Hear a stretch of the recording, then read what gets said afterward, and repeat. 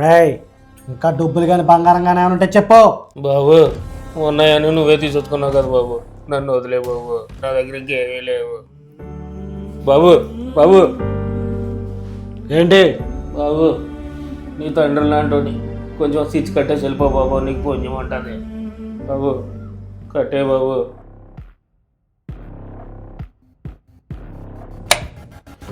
ఎందుకు నాన్నగారు వర్క్ చేస్తుంటే అయిపోయారు?